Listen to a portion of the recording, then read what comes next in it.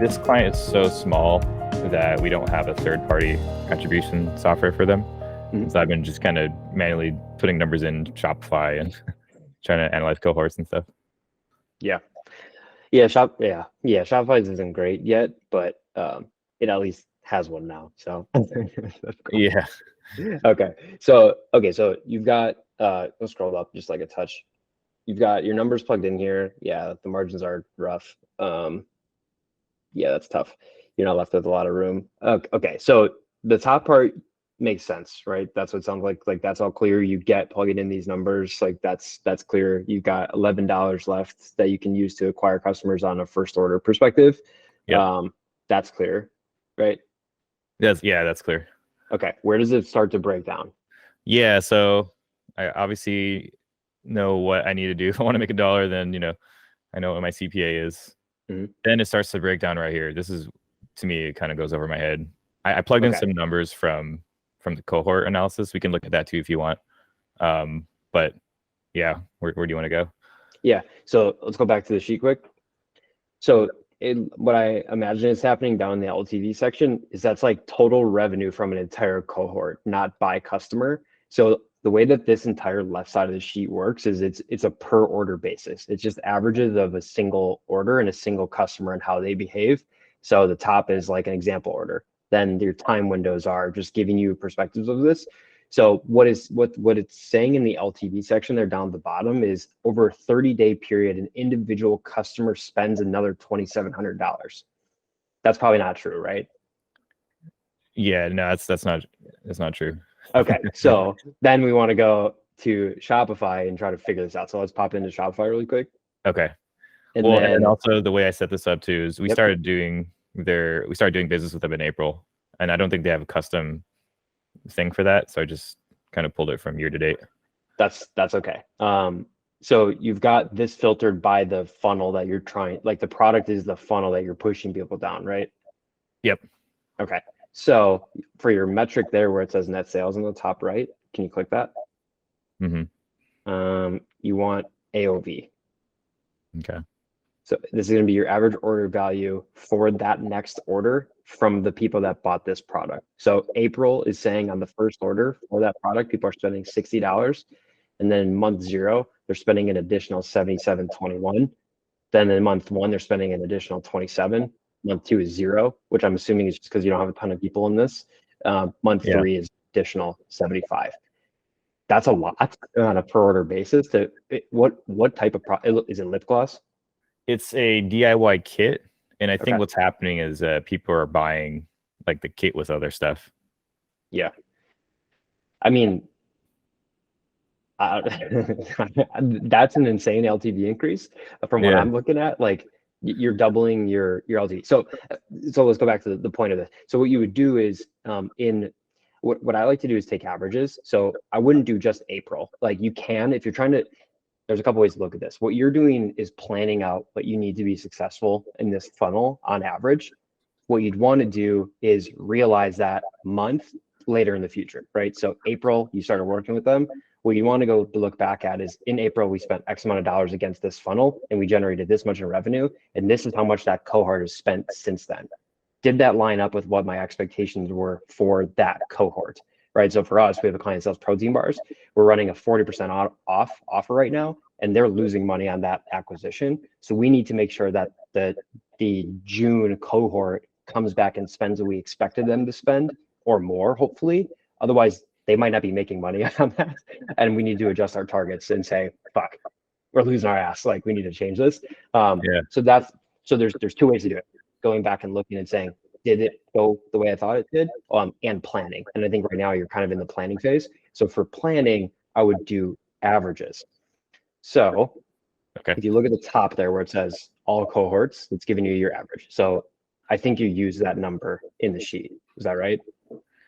I did not use this number. So take that 59.52 and go back to the sheet and then scroll up to the very top. That's your 33.30 is your AOV. Yep. Okay. And so I would plug in the 59 here. Yep. and then your cost of goods, I'm assuming it basically doubles. Like that seemed like kind of around there, not quite doubles, but it close to doubles. Now, what you'd probably want to do, right, is because it's so different than what your expectation was, is figure out what the fuck people are buying, right? Like, what else do they Yeah. add to their order to try and figure out, like, okay, do I need to change is there something I can learn from that? Like, do I need to present my ads in a different way? Can we come up with a clever offer for what people are adding to their cart? There's a lot more that you can do with that. But also that impacts your cost of goods, right? If they're adding a higher margin product, awesome. Like you have way more room on acquisition now than you thought you may have had. And that happens like all the time. There's plenty of times where you're going to be like, oh, wow, cool. They added new shit. So you adjust your cost of goods based on the average order, right? So it's going to go up. So maybe just note that for now. You can double it if you want, because it seemed like it close to doubled, but that's what you would put there. Okay. Then, do you have any questions about that? No, I didn't even think about averages. I was just thinking first order basis. So yep, this helps a lot. Okay. Yeah, and that still is the first order, right? Like that's what people who buy that product are spending on average in their first order. Oh, that's right. Yeah, just average of the cohort. Yep, exactly. So actually, well, I don't know what the difference is in Shopify here between the AOV and first order. I don't know why those are different. Well, this would be this and then this, right? And then that'd be your average. Yeah, it's confused when I used to read first order and month 0. Yeah. Yeah. I'm a little confused with how Shopify does it as well. So this might be slightly off because I'm used to using Triple for this. So the AOV, I think what AOV is saying is all customers, so maybe even including repeat customers, and first order is saying for people who buy this for the first time. Okay. I don't, you might have to read the Shopify docs to dig into that a little bit more. I've actually never used it for this. Month 0 would be still within the same next 30 days of them buying it. Right. That's how Triple does it, at least, is like with it before. It's actually not technically how Triple does it. Triple says AOV from the time period. So if it's January, it's saying it's still in January, somebody spent this much more. So it's not technically 30 days. So that's where this gets a little bit goofy. But okay. So nonetheless, so instead of the 59.52, you'd probably actually want to plug in the 60, but it's so close. So what you do then is month 0, you would take the 60.58 and plug that into a combination of month 0 plus month 1 into your 30-day. Again, technically, it's probably not 30 days, just because if somebody buys January 1st, their February 1st is month 1. But if somebody buys at the end of January, like it's not technically 30 days. There's a pretty big range there, but they don't do 30 days. So you got to kind of go with what you have. So you take a combination of month 0 and month 1 and plug that into your 30 days. Let me go ahead and do that real quick. Yep. So the 8 plus 2. All right, so we get 103. Yeah, that's where I was like, this probably isn't right. Yeah, I mean, is this starting to make a little bit more sense? This is starting to make more sense. Yeah. Okay. So what I do is in the 60 section, I will say equals, and then I'll do the 30 section plus the next, whatever the next one is. Yeah, that's going to be, was that 2? Oh yeah, we're at 2. So that'd be so the 44.39. You want to take the averages. Oh, whoops. Yeah. Yep. Okay. Yeah. So again, just for planning purposes, like this is going to tell you on average. And when you're planning, at least from my perspective, once you start to spend a lot more, your averages might shift because paid customers act differently than maybe something like organic will. Right. So you might need to adjust based on a paid cohort a little bit more directly. But okay. So from my perspective, what I'm looking at here now is, if you look at now, again, if you don't have a ton of people buying in this product right now, it gets weird. But what immediately comes to mind for me is, like, because the margins are pretty rough, I'm not shooting for like necessarily break even here. I'm looking at 30 days and I'm saying I only need a 0.58 in order to break even in a 30-day period. That's awesome. Like, that's great. Now, what's hard is getting the client on board and saying, hey, we need to lose money on the first order because we don't know their cash flow position. We don't know what they're comfortable with. Because if you're losing however many dollars you are, and for the next 30 days, that gets that gets weird, and that's a slightly more difficult conversation to have.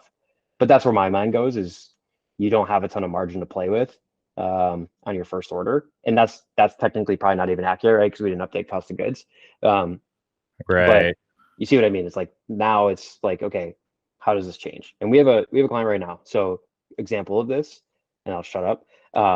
We have a client who sells ties, and it's like largely people buying for weddings.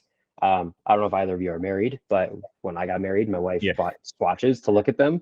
Like his swatches are more expensive than every single person that like he competes with. You can only buy one instead of like a book of all the fabrics. So when people buy, they buy either a whole ass tie or they buy a tie plus swatches. And like the funnel doesn't make sense for how people actually purchase. So now what we're doing is we're kind of going back and saying, how do we adjust the way people are buying this to make sense for how they're doing it? Because there's two groups of people. There's people who are buying today, and if people are buying today, they're not spending that much. But if people know about us for a month, they're spending $100. Well, it's because we don't have a product to get them to buy today that makes sense for planning. Like we can't get them a swatch because the swatches aren't. It's like I'm gonna buy 4 swatches and spend $16 to get things I can't wear. Like it's a weird funnel. So for you, it's like thinking about like, okay, it's consumable-ish, right? Like it's a DIY kit, they're making it. They come back and they buy more of it or more of something like it. And that baked into the DNA of the product is repeat purchases. So you can afford to do that. Now that's not true of all businesses, right? Does that make sense? Yeah, that makes okay. a lot of sense. Okay. Yeah, the nature of their product too is like, I mean, the people that buy this stuff, they're like scientists, like the cosmetic, they create their own makeup and stuff. So it makes sense when I look at this. Yeah.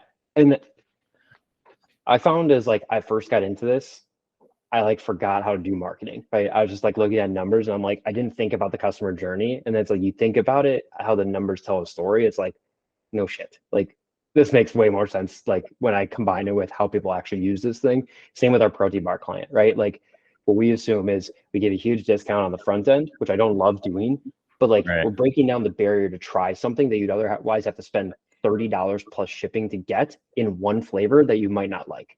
So what we're doing is we're giving you a sample box, huge discount to try it.